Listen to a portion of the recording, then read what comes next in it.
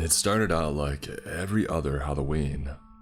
My friends Ted, Joe, Kevin, and I were a team every year, flawlessly figuring out how to get the most candy by any means necessary. We all met outside of Joe's house. He lived right across the street from me. Ted and Kevin only lived a few blocks away. They ditched their bikes in the garage at Joe's place and we all set off down the street, just as dusk was darkening into night. A bloated orange crescent moon emerging from behind clouds on the horizon. The plan was to hit as many houses as we possibly could. Our weapons of choice: jumbo pillowcases that would be stuffed to the brim with candy by the end of the night if everything went as expected. Spoiler alert, it didn't. Ted was wearing a black and red striped sweater with a Freddy Krueger mask. On his hand was a gardening glove with butter knives attached to the back of it. Terrifying, I know. And Kevin was wearing a pale blue mechanic's uniform which said Bob on the breast pocket and had grease smeared on his hands and nose, leaving smudges of it everywhere. He wore a tool belt around his waist with wrenches and screwdrivers dangling from it. And Joe was wearing a Chewbacca mask and a furry costume that looked like it was made out of old brown shag carpeting, or maybe a couple dozen used wigs. All of us kept taking off our masks between houses, since they were too hot and sweaty to walk around in. I kept envying Kevin, who was the only one of us who had opted not to wear one. "I told you guys you'd be sweating your faces off in those things," he said, smirking at us as we pulled them off for the dozenth time. "Yeah, well, my costume doesn't really work without it," said Ted, looking down at his Freddy Krueger get-up. "Mine either," I said, holding the Batman mask that I had in my hand. It kind of ruined the illusion if I didn't wear it, making it look like the Gotham City detective had forgotten his cowl and pointy ears at home. It was just a cheap plastic mask with tiny holes cut out for seeing and for breathing out of. And my costume was mostly homemade as well, except for the flimsy plastic breastplate with the Batman symbol on it. "At least mine's a real costume," Joe chided. "Kevin's parents are so poor that they couldn't even afford one. Where'd they buy that mechanic shirt for you? The thrift store?" His voice was that of someone joking around, but I couldn't tell that he wasn't.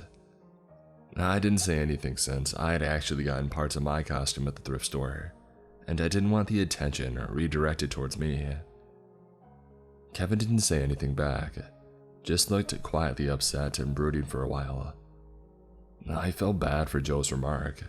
He had been mean to Kevin all week due to some dispute I wasn't privy to. But still, I knew Kevin well enough to know that Joe would get his comeuppance for the uphanded insult. Kevin was never one to let stuff like that go. He would blow up later on and the results would be shocking. He always stored his pent-up rage and then unleashed it in brutal outbursts. As we continued walking to the next house, I couldn't help but recall when I had personally been the victim of one of those outbursts. Once, during school recess, I had said something to him as a joke. Something so innocuous that I can't even remember what it was. Kevin had been upset by it, although he hadn't said anything at the time. Instead, he waited several minutes until my back was turned, and then he kicked me as hard as he could in the butt. The only thing was he missed. My butt and the toe of his shoe went through my legs and hit me hard in the balls. I couldn't sit down comfortably for months afterwards. "You're on my list now," is what he would tell people when they pissed him off badly enough, and none of us were ever entirely sure if he was kidding or not. We made our way around the neighborhood in the vicinity of our own homes, working our way outwards, moving with the practiced efficiency of kids who had done this sort of thing many times before. Skipping the dark, windows blacked out houses and the ones where we knew they gave out raisins, apples, or, God forbid, dental floss. Our route had been planned ahead of time for weeks and we had all the best houses from the year before plotted out, knowing which ones gave out full-size candy bars, cans of pop, and goodie bags. And the results were unprecedented. By 8 o'clock, our pillowcases were practically overflowing, and we had to stop by my house to drop off the excess. My mom supplied garbage bags, and we heaped our candy into them under her concerned watch. I could see her racking up the dental bills in her mind as I shoveled a few Tootsie Rolls into my mouth, and we set off once more, hoping to get another hour's worth of pillaging in. "Be safe," she shouted after us. "Don't eat any more candy until I get a chance to go through them all. I have to check them for razor blades." "Okay, Mom," I yelled back, pedaling off on my bike, pulling a Starburst out of my pocket and jamming it into my already crowded mouth. Devoid of any other nearby options, we rode towards the other end of town where the houses were spaced a bit further apart, making them less appealing choices. They all looked the same to me, and I didn't have a preference which road that we went down. "How about this one?" Joe asked, stopping at the end of the street that I didn't recognize. "Yeah, sure, it doesn't matter to me," I said, hopping off my bicycle. At this point, we still felt like bandits after a flawless robbery spree, ready to hit one last big score.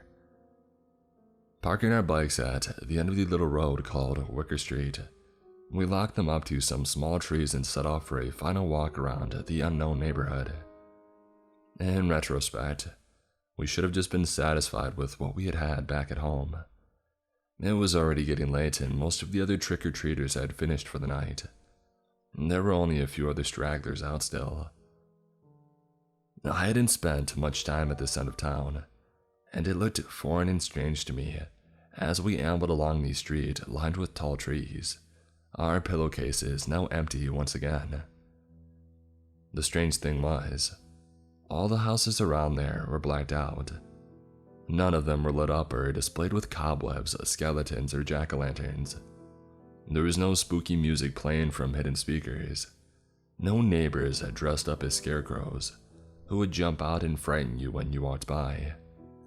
No other kids walking around either, not on this particular street. The four of us walked silently up the darkened road. A very few lampposts illuminated our path, but I noticed many were dead or flickering with dim, intermittent blue light. We walked through long stretches where I could barely see, except by the light of the moon. Something scurried past us in the darkness suddenly, making me jump. Part of me really wanted to turn around and run back home, but I ignored that feeling and continued on with my friends, each step more shaky than the last. None of the houses seemed to be welcoming to trick-or-treaters, and we were starting to get concerned. At least I was. "Maybe it's getting too late already," I said nervously. "What time is it, Kevin?" He was the only one of us who wore a wristwatch, but he pretended not to hear me. He was still sulking from earlier when Joe had taken that cheap shot about his costume. I decided not to push it and just guessed it was about 9:30, judging by when we had left my house. That was usually when folks started turning off their lights and calling it a night, wasn't it?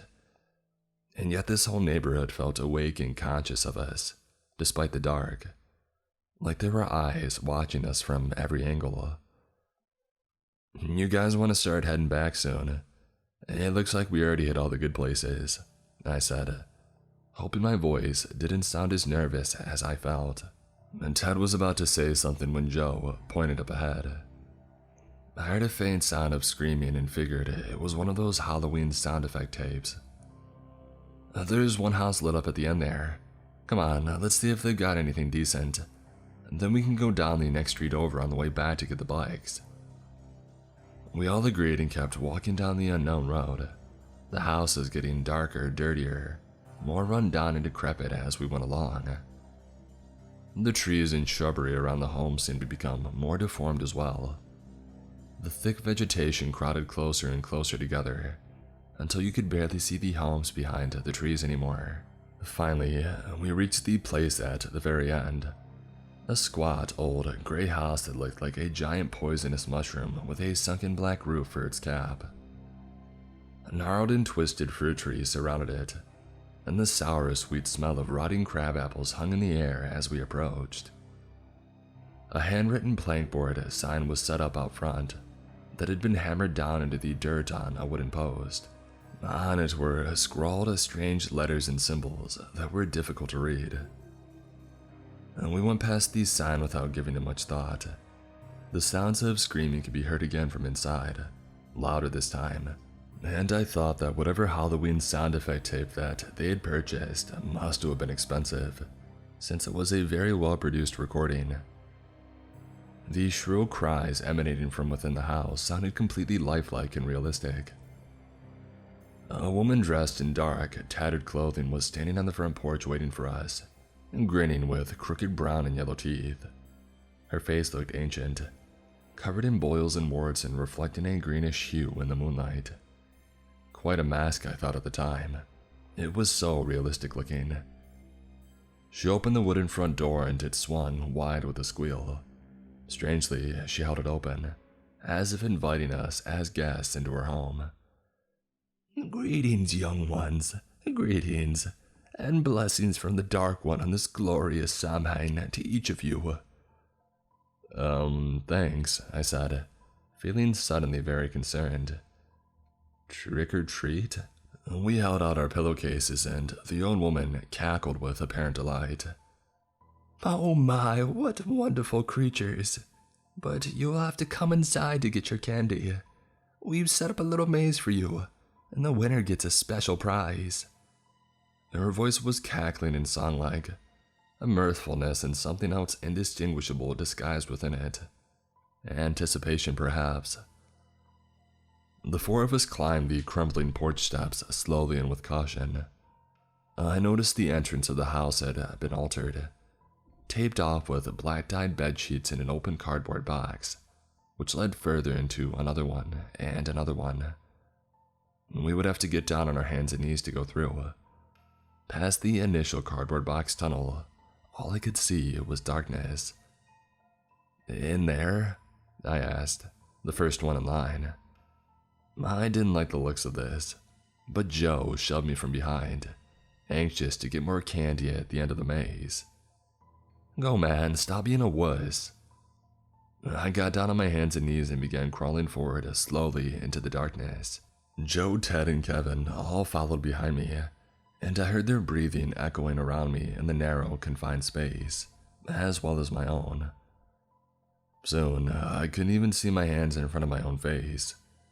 Pitch blackness surrounded me on all sides as I shuffled forward on my hands and knees, its hard floor uncomfortable beneath me.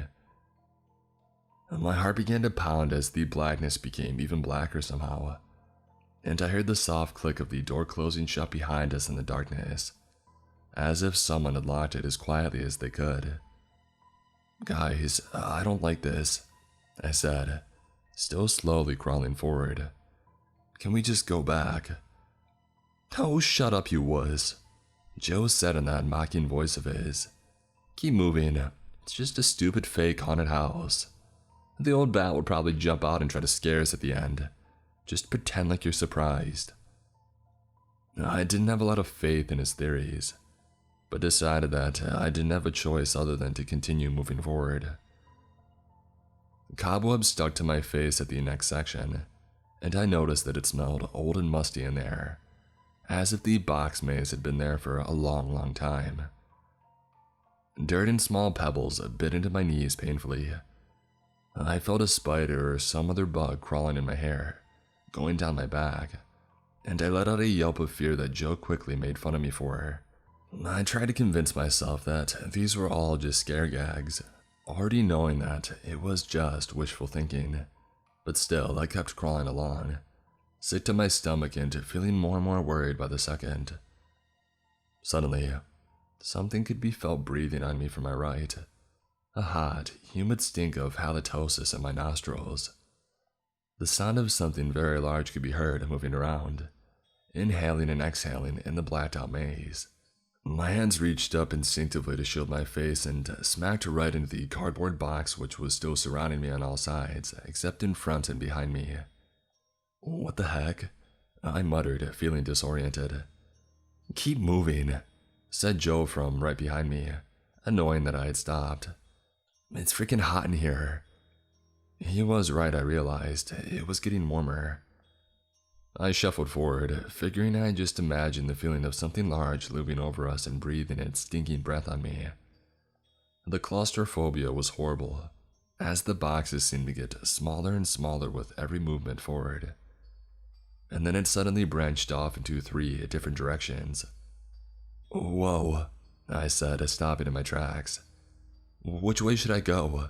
There are 3 choices, forward, right, or left." Nobody answered.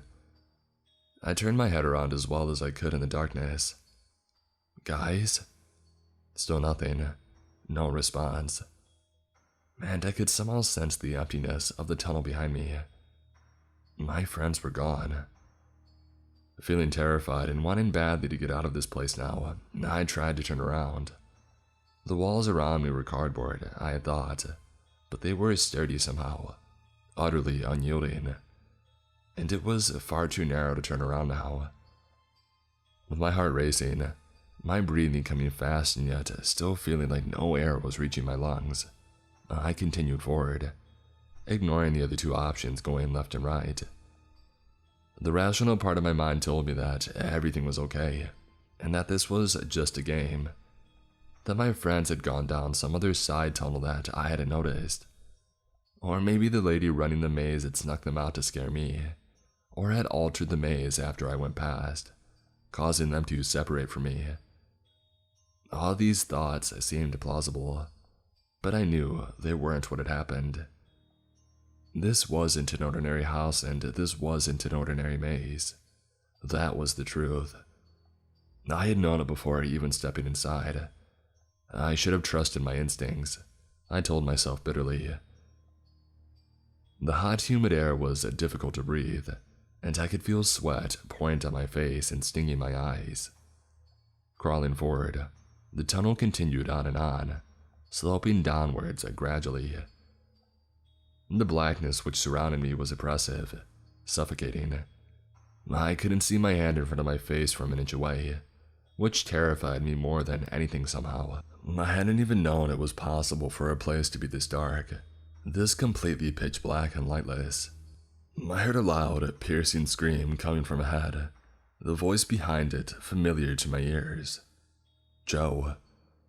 "What are you doing to them?" I yelled, angry and afraid of what would happen next, unable to control my temper. "Leave my friends alone." There was no reply, and I only had one choice, to continue moving forward. The maze was branching off into different side tunnels occasionally, but I kept heading towards the sound of the screams, straight ahead. I felt the presence of something again, a hot breath on my neck and a sensation of being watched. "Who's there?" I asked, hoping that nobody would answer, that maybe it was just my imagination again. But instead, I heard a voice. It sounded ancient, deep and powerful, dark and poisonous. "You're almost at the end, boy. But when you get there, you'll have to make a choice." The voice told me. Its S's stretched out and elongated as if a snake was speaking to me. "You'll have to pick one of your friends." "Pick one of them for what?" I asked, but the presence was already gone. Suddenly, I began to slide. The floor was sloping so steeply downwards now that there was no stopping it. Falling faster and faster with no sense of my velocity or how close I was to the ground. I began to scream. I landed hard on the ground, hurting my tailbone and causing my jaw to slap shut painfully.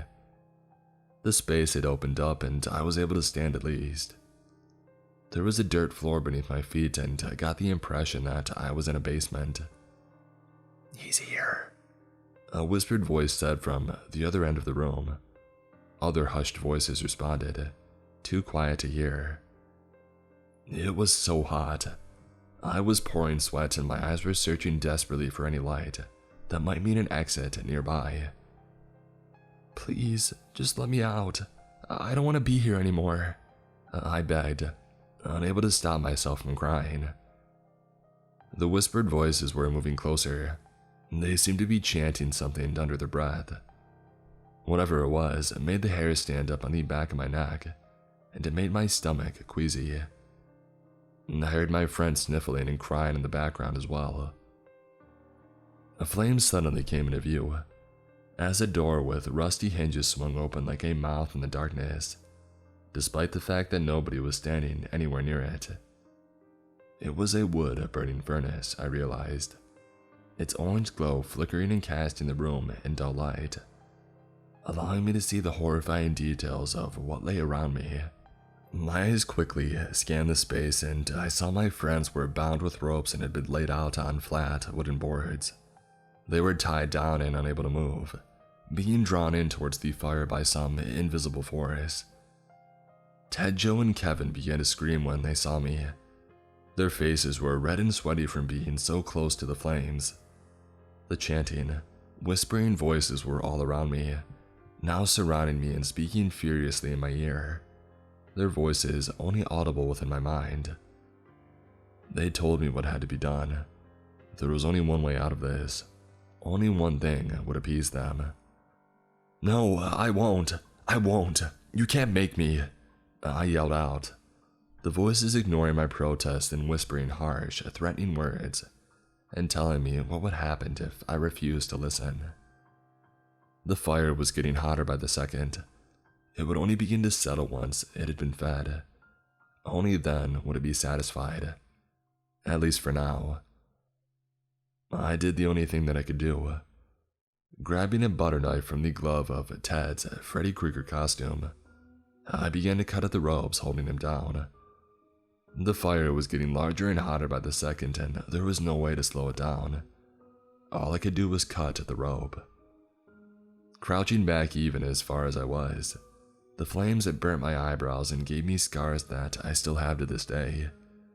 But Kevin and Joe got it the worst, especially Joe.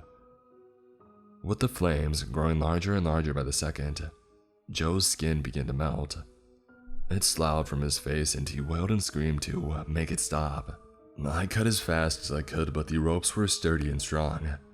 It felt like it was taking hours to cut through them. And meanwhile, the howling screams of agony continued, although Kevin was strangely quiet, as if listening. After finally cutting Ted free, I noticed Kevin too had gotten out of his bonds, using the screwdriver from his costume's tool belt to cut the ropes. He looked frantic, his face horribly burnt and mangled, his smoke-reddened eyes wide and crazed. He made no effort to help Joe. I couldn't think about the fight that the two of them had had, and the insult that Joe had made earlier. Stumbling over towards Joe, I saw Kevin had the wrench gripped tightly in his fist. He stood over him for a moment, watching him scream and melt. And then he brought the wrench down hard on Joe's head, caving in his skull.